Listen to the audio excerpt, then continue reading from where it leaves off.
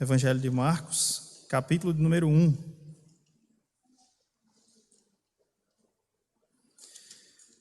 Nós vamos estar lendo dos versos de números 1 a 15.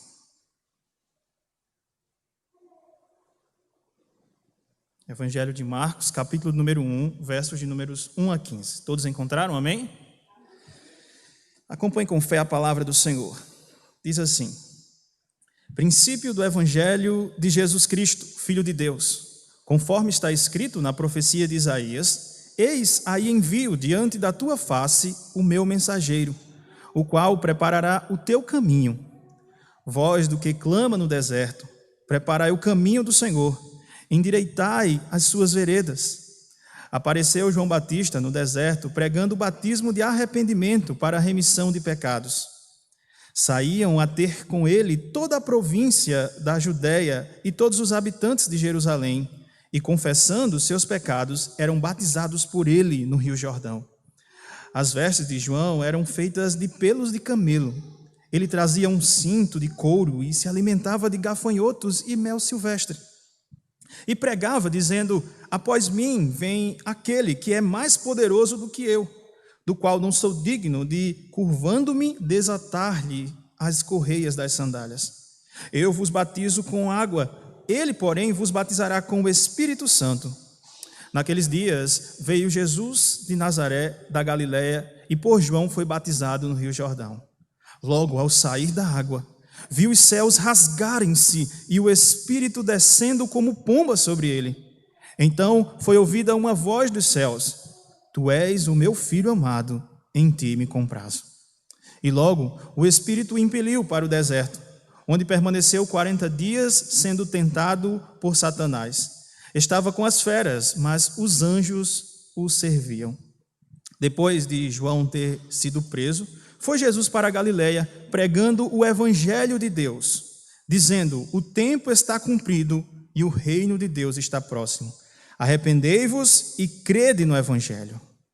Amém, irmãos. Até aqui a palavra do Senhor. Vamos orar e pedir graça a Deus. Senhor, nosso Deus, nosso Pai, nós estamos aqui mais uma vez e desta vez de modo muito alegre, Senhor, diante da Tua palavra com a igreja reunida, para pedir que o Senhor fale conosco mais uma vez, como falou tantos domingos, Senhor. Fala aos nossos corações, que o Teu Espírito Santo nos constranja nesta manhã, que Ele nos console, que Ele nos edifique, Senhor, por meio da Tua palavra. Isso é o que Te pedimos, Senhor, e fazemos isso em nome de Jesus. Amém. Queridos irmãos, você gosta de receber boas notícias? O que é uma boa notícia? Talvez essa pergunta seja uma pergunta bem relativa, porque o que é uma boa notícia para um pode não ser uma boa notícia para outro. Por exemplo, nestes dias de isolamento, de pandemia, os grupos do WhatsApp meio que aumentaram as suas interações. E eu, pelo menos, observei em 2 grupos que eu fazia parte, com 2 grupos de pessoas diferentes, que a mesma notícia tinha uma reação de boa notícia para uns, mas para o outro não era boa notícia. Fala-se até de que dizer que uma notícia é boa fala muito daquilo do que você é. Se você acha aquela notícia boa ou se você acha aquela notícia ruim, isso diz muito do que você é ou do que você pensa. Mas será que existiria uma notícia que fosse boa para todos? Uma boa notícia para todos? Por exemplo, uma vacina para o coronavírus. Descobrimos uma vacina para Isso é uma notícia boa, mas será que é mesmo essa notícia seria boa para todas as pessoas? Bom, esta é uma boa pergunta. O que nota, pelo menos, ao observar esse contexto, é que para uma notícia ser boa, é necessário que ela seja primeiro verdadeira, não seja uma fake news, uma notícia falsa, e ela precisa ser boa para todos, ela tem que ter amplitude. Precisa ter a verdade e precisa ter também uma amplitude, ser boa para todas as pessoas. A palavra grega utilizada para boa notícia é a palavra euangelio, ou evangelho, como aparece aí no verso 1 do nosso texto de Marcos. Mas não só no verso 1, todo esse trecho que nós lemos vai estar falando sobre euangelio, evangelho, a boa notícia. você observa que o verso 14 e 15, mais uma vez aparece a palavra evangelho, boa notícia. E esta palavra grega, boa notícia, evangelho, ela também é utilizada no Antigo Testamento na forma que nós percebemos logo no início. Por exemplo, em 2 Samuel 4:10, a tradução grega do Antigo Testamento, traz a palavra evangelho, para traduzir uma notícia que um moço trouxe a Davi. A notícia foi que Saul, seu arqui-inimigo, estava morto. Só que parece que para Davi aquela não foi uma boa notícia, porque Davi chorou quando recebeu aquela notícia. Mas ele mesmo diz que aquela foi uma evangelho, uma boa notícia que o moço estava trazendo. No final da história desse moço, a boa notícia não foi boa nem para ele mesmo, porque ele acabou sendo morto por causa daquela notícia. Então, boa notícia no Antigo Testamento também tem essa ideia de ser boas para um e boas para outro, mesmo com essa palavra evangelho. Mas nos parece que Marcos está olhando para como Isaías trata boa notícia, trata a palavra evangelho. E nós vamos ver no decorrer desta reflexão que, de fato, é como se Marcos estivesse com o livro de Isaías aberto. E lá no livro de Isaías, a palavra evangelho, ou boa notícia, pelo menos na tradução grega, ela é traduzida como não uma boa notícia, mas a boa notícia. A boa notícia para todos, que é verdadeira e que é ampla. É uma boa notícia para todos. E esta é como Marcos encara a palavra evangelho. É isso que nós vamos ver. Mas antes de entrarmos no texto diretamente para observarmos esta boa notícia aqui, dos versos 1 a 15, deixa eu lhe falar um pouco sobre o contexto do livro de Marcos. Esse trecho aqui que nós acabamos de ler, ele é o prólogo de Marcos, o início, a introdução do livro de Marcos. Nesse prólogo aqui, Marcos faz uma introdução a todo o livro, a tudo que ele vai tratar no restante do livro. Marcos é um evangelho um pouco diferente de Mateus e de Lucas, porque ele trata muito de movimento. Jesus está sempre saindo de um lugar, chegando em outro lugar. E é provável, muito provável, que Marcos tenha sido escrito logo ali no início, entre 50 e 60 a.C., o que nos leva a entender que Marcos é o primeiro evangelho a ser escrito. E provavelmente o autor desse evangelho de Marcos foi alguém muito próximo de Pedro. Alguns até dizem que foi João Marcos, aquele que está falando legal para mim ali. Então, não foi aquele João Marcos, mas foi outro João Marcos, certo? Que tinha contato tanto com Pedro, quanto contato também com Paulo. Nós vemos isso no livro de Atos. E é uma probabilidade muito grande de que o evangelho de Marcos foi escrito em Roma e foi escrito para gentios. E nós vamos observar que, por conta disso, o evangelho de Marcos não faz muita menção do Antigo Testamento. Não exige que o seu leitor tenha muito conhecimento do Antigo Testamento. Ele só usa o Antigo Testamento quando a coisa é importante demais, que não dá para ele não citar, certo? Então, ele usa o Antigo Testamento. E esse trecho de Marcos, de modo específico, é muito importante, porque é onde ele vai usar o Antigo Testamento. Olhe você para o verso de número 1. O texto diz: princípio do Evangelho de Jesus Cristo, Filho de Deus. Este é o primeiro verso. A palavra que aparece aí, evangelho, como eu disse a vocês, significa boa notícia. Porém, é a boa notícia no contexto de Isaías. Pastor, por que este evangelho é no contexto de Isaías e não no contexto lá de Samuel, que o Senhor falou? Porque logo em seguida, no verso 2, veja você, ele começa a citar a profecia de Isaías. Viu aí, verso 2? Conforme está escrito na profecia de Isaías. Então é como se Marcos estivesse olhando para o profeta Isaías. E no contexto de Isaías, evangelho não é uma notícia que é boa para uns e boa para outros, mas era boa para todo mundo. Ela é a boa notícia. Veja você, por exemplo, eu vou apenas ler para os irmãos aqui, Isaías 49, nos diz, o texto que ele vai citar no verso 3 é Isaías 43. Um pouco mais à frente, nós vamos ver Isaías 49, onde ele vai dizer, tu, ó Sião, que anuncias evangelho, que anuncias boas novas sobre um monte alto, tu que anuncias o evangelho a Jerusalém, ergue a tua voz fortemente, levanta, não temas, e dize às cidades de Judá, eis aí está o vosso Deus. A boa notícia é: eis, aí está o vosso Deus. Esta é a boa notícia. Em Isaías, mais à frente, capítulo 61, verso 1, o texto que o próprio Jesus leu, ele diz assim: o Espírito do Senhor está sobre mim, porque o Senhor me ungiu para pregar boas novas aos quebrantados. Enviou-me a curar os quebrantados de coração e a proclamar a libertação aos cativos e pôr em liberdade os algemados. Quando Jesus diz: o Espírito do Senhor me ungiu para pregar as boas novas, o Evangelho. É essa palavra que está lá em Isaías, na versão grega do Antigo Testamento. Portanto, para Isaías, a boa notícia não é algo relativo, mas ela é a boa notícia para todos. E por que isso, irmãos? Porque todos estão debaixo de um grande mal, muito maior do que o coronavírus, que é exatamente o mal do pecado, que tivemos desde Adão. Nós já nascemos debaixo do pecado.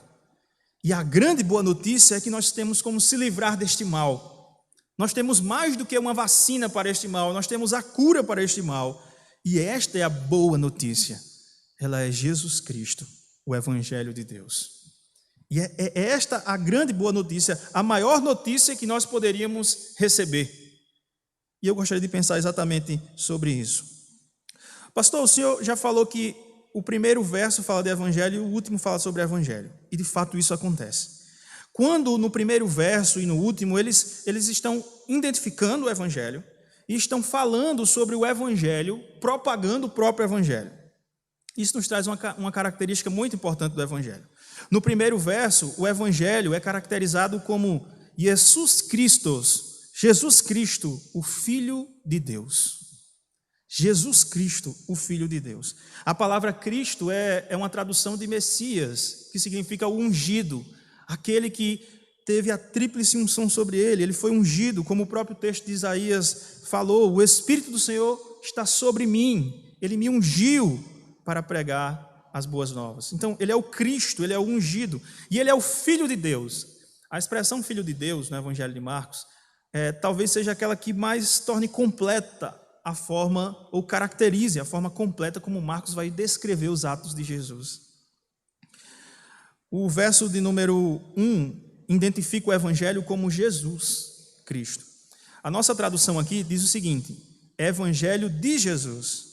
Mas no original nós não temos esse de, nós temos Evangelho Jesus Cristo. Evangelho Jesus Cristo. É como se o próprio Jesus fosse a boa notícia, ele é o Evangelho.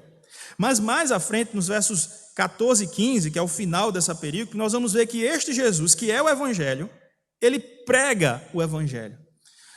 Portanto, alguns entendem que Evangelho, ou boa notícia, tem dois sentidos. No sentido de ser sobre Jesus, quem Jesus é, o próprio Jesus, ele é o Evangelho. Então, quando nós falamos de Evangelho, nós estamos falando sobre Jesus. E nós estamos falando também das palavras de Jesus, ou da mensagem que Jesus propagou. Isso também é Evangelho.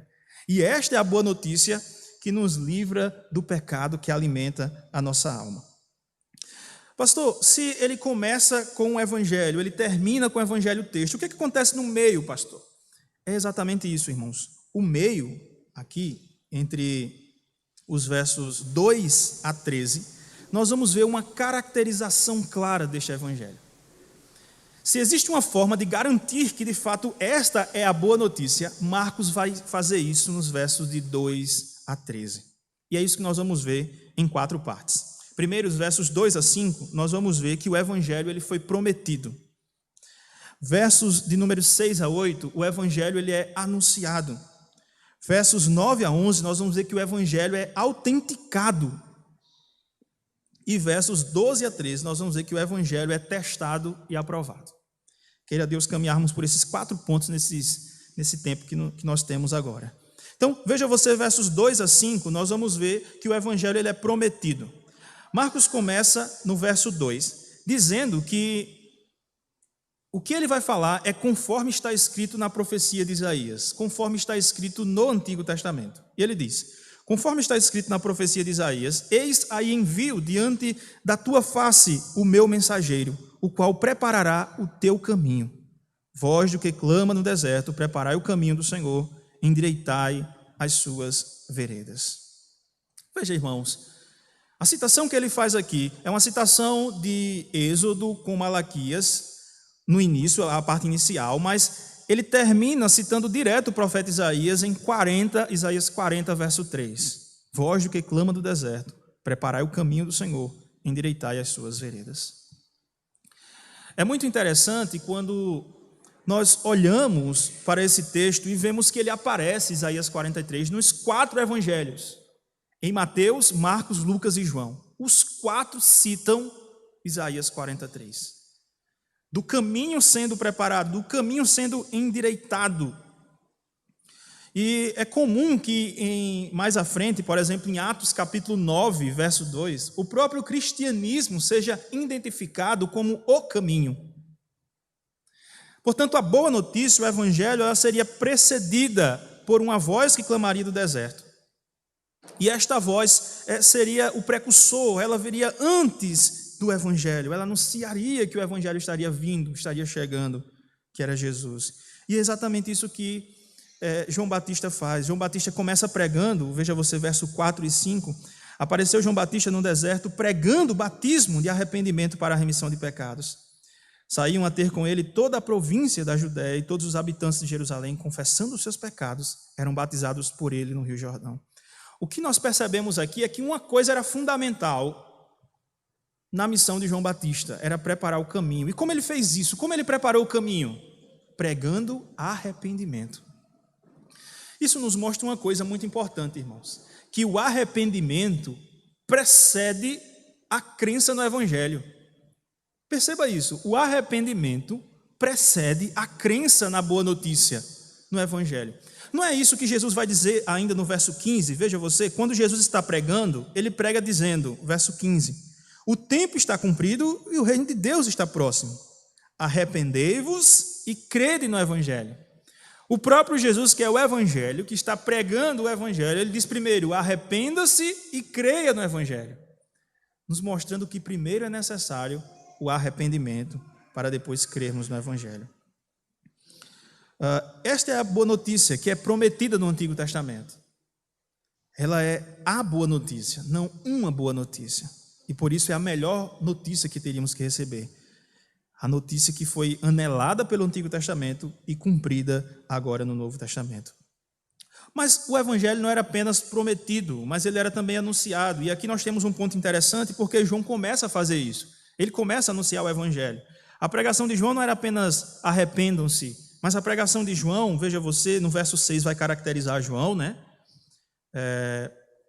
Que ele tinha um cinto, tinha uma moda bem peculiar, né, irmãos? Era uma moda peculiar, tá? Diferente da moda da época. Tinha uma moda e alguns costumes bem peculiares, tá? Semelhantes ao do profeta Elias, por isso existe uma ligação muito grande entre eles. Mas o mais interessante é que no verso 7 ele pregava dizendo, aquele que é mais poderoso do que eu. Ele estava olhando para onde, irmãos? Para o evangelho. Ele é mais poderoso do que eu. Aquele que eu não sou digno de desatar-lhe as sandálias. Aquele que batiza com o Espírito Santo. Eu acho muito interessante porque João diz, olha, eu batizo com água, mas quem vem após mim, que é o evangelho, é uma mensagem muito maior, porque ele batiza com o Espírito Santo. Nós, irmãos, podemos fazer como João, nós podemos anunciar o evangelho. Arrependam-se, creiam no evangelho. Mas só quem pode mudar o coração e o interior, só quem pode é o Espírito Santo de Deus. E o evangelho ele tem este poder. O evangelho é o poder de Deus para a salvação de todo aquele que crê. Porque quem atua no evangelho é o Espírito Santo. Eu costumo sempre dizer, eu posso batizar com água aquelas pessoas que professam a fé em Cristo, mas somente Jesus pode batizar com o Espírito Santo, pode fazer a obra interna no coração. Portanto, irmãos, façamos a obra externa, preguemos o evangelho, anunciemos a boa notícia de Deus. É isso que precisamos fazer, queridos, anunciar. Talvez uma pergunta que nós precisamos fazer a nós mesmos é o quanto nesses dias de isolamento e pandemia você anunciou o evangelho, você falou desta boa notícia para outras pessoas. Você pode dizer, pastor, não, eu estava em casa. É possível ainda em casa, isolado, falar do evangelho para outras pessoas? Sim, é possível. Se você está pegando, por exemplo, este vídeo que nós estamos transmitindo agora, você que está nos acompanhando e compartilhando com outras pessoas para que elas possam ouvir a boa palavra do Senhor, você está fazendo com que o evangelho seja anunciado. Se você está conversando com um amigo, falando sobre a mensagem que você está ouvindo, você está compartilhando o evangelho. Portanto, irmãos, o que nós temos aqui nesse texto é um apelo para que nós, que somos igreja do Senhor, falemos e anunciemos este evangelho. Se em primeiro lugar o evangelho é prometido, em segundo lugar o evangelho é anunciado, em terceiro lugar o evangelho é autenticado. Veja você versos 9 a 11. Naqueles dias veio Jesus de Nazaré, da Galileia, e por João foi batizado no Jordão. Logo, ao sair da água, viu os céus rasgarem-se e o Espírito descendo como pomba sobre ele. Então foi ouvida uma voz dos céus: Tu és o meu filho amado, em ti me comprazo. Irmãos, que narrativa impactante é essa? Que texto profundo. Olha como o profeta usa as palavras: rasgarem-se. O céu foi rasgado. A palavra aqui é muito diferente de abriu, o céu se abriu, como aparece em Mateus e Lucas. A palavra aqui é esquizo, que é uma tradução do hebraico cara. E onde é que aparece esse texto no Antigo Testamento parecido com esse? É exatamente em Isaías de novo. Perceba como Marcos parece que estava com o livro de Isaías aberto. Isaías 64, verso 1, onde diz: fendesse ou rasgasse os céus e descesse, se os montes tremessem da tua presença. É como se o profeta em Isaías 64, verso 1, estivesse dizendo assim: os céus se rasgam e Deus desce para falar conosco, e os montes tremem. É isso que está acontecendo aqui, irmãos. Veja o impacto que Marcos traz para esse texto. Aquilo que Isaías tanto almejava, ansiava, que os céus se rasgassem, é como ele descreve aqui. Marcos é bem direto. E quando o céu se rasga, o Espírito desce sobre Jesus, que é o Evangelho. O Espírito desce sobre ele, como se estivesse ungindo ele. E mais ainda, e quando o Espírito desce, olha, veja, irmãos, como Marcos está aqui justificando o seu título. Qual era o título, o início que ele coloca? Evangelho de Jesus, o Cristo, o ungido. Nós estamos vendo agora o Espírito ungindo ele. E ele diz, Filho de Deus. E aí nós vemos a segunda parte do batismo. O próprio Pai, lá dos céus, os céus abertos, rasgados. Uma voz vem lá desse rasgo nos céus, dizendo: Tu és o meu filho amado, em ti me comprazo. Em ti tenho prazer. O que nós temos aqui é uma autenticação. Marcos está dizendo: Jesus é o Evangelho, ele é o Cristo, o ungido, e ele é o Filho de Deus. Porque o próprio Pai autenticou, dizendo: Este é o meu filho. Este é o meu filho. Logo após isso, nós temos uma outra coisa importante. Se em primeiro lugar o Evangelho foi prometido, em segundo lugar ele é anunciado, em terceiro lugar ele é autenticado, finalmente, em quarto lugar ele é testado e aprovado. Veja, irmãos, versos 12 a 13. Logo o Espírito o impeliu para o deserto, onde permaneceu 40 dias sendo tentado por Satanás. Ele é levado agora para ser tentado, para ser testado. Antes, muito tempo antes, aquele de onde derivou toda a raça humana, Adão, teve um contato também com Satanás. Na verdade, por meio da sua esposa, Eva. E foi tentado. E não venceu a tentação. Ele comeu do fruto quando sua esposa o deu.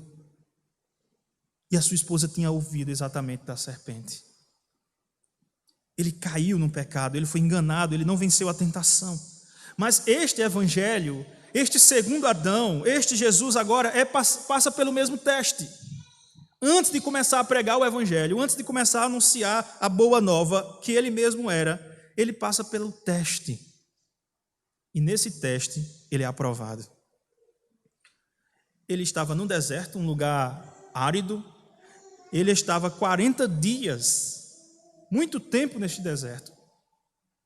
Ele estava sendo tentado por Satanás e ele estava com as feras.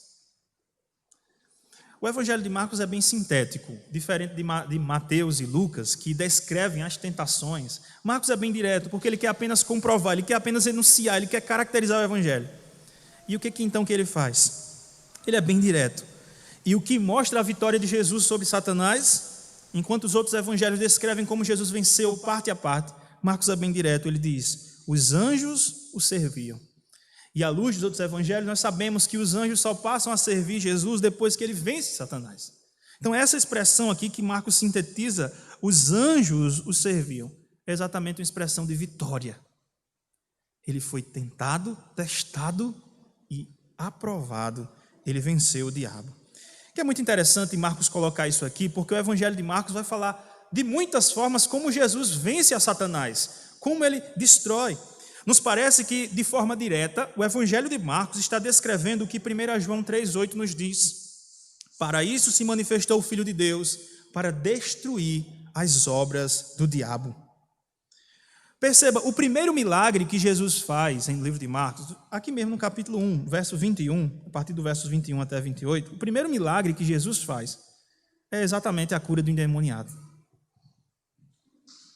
No capítulo 3 de Marcos, você vai perceber de novo que a primeira parábola que ele conta, a primeira parábola, é exatamente a parábola de amarrar o valente. Marcos tem uma ligação direta, ou tem um compromisso direto em mostrar que Jesus destrói as obras do diabo. Portanto, irmãos, nós podemos concluir dizendo que o Evangelho que é autenticado, o Evangelho que é prometido, que é anunciado, que é testado e aprovado, ele é a boa notícia de Deus para as nossas vidas. E Jesus, na sua pregação, ela é muito direta. Primeiro, o tempo está cumprido, o Evangelho foi prometido. O reino de Deus está próximo, o Evangelho está sendo anunciado. Arrependei-vos, arrependa-se e creiam nesta boa notícia. É assim que Jesus termina o verso 15. Eu queria tirar apenas algumas aplicações para as nossas vidas. A primeira aplicação é para você que ainda não conhece ao Senhor, que ainda não crê neste Evangelho. Pense um pouco. O Evangelho não é uma fake news. Ela é uma good news. Good news of God. É a boa notícia de Deus para aqueles que andam em trevas, para aqueles que ainda estão no pecado. Portanto, escute a mensagem de Jesus para você. Arrependa-se e creia no Evangelho. Esta é a mensagem de Jesus para você nesta manhã. A segunda aplicação muito clara para a nossa vida é para nós que já pertencemos à fé, que já participamos da comunidade da fé. A boa notícia, ela alimenta as nossas almas. Ela é o Evangelho de Jesus, o ungido Filho de Deus. Portanto, ela traz alimento para nós, ela nos traz alimento, ela nos fortalece. Cada vez que ouvimos esta boa notícia, nós somos fortalecidos. E nós nos firmamos nessa certeza de que cremos nesta boa notícia. Na notícia que foi prometida, que foi anunciada, que foi autenticada e que foi testada. E em terceiro lugar, o Evangelho, ele destrói as obras do diabo. O Evangelho destrói as obras do diabo, irmão. Você vai dizer, aquela pessoa está muito escrava do diabo. Mas o Evangelho destrói as obras do diabo. Portanto, pregue esse Evangelho. Pregue o Evangelho em tempo e fora do tempo. Fale do Evangelho. Porque ele vai destruir as obras do diabo. O diabo não se sobressai diante do Evangelho, diante de Cristo Jesus, o Filho de Deus. Preguemos, irmãos. Falemos do Evangelho, falemos da boa notícia, porque esta é a melhor notícia que nós poderíamos receber. A notícia boa para todos. Que o Senhor aplique a sua palavra em nosso coração. Vamos orar, irmãos.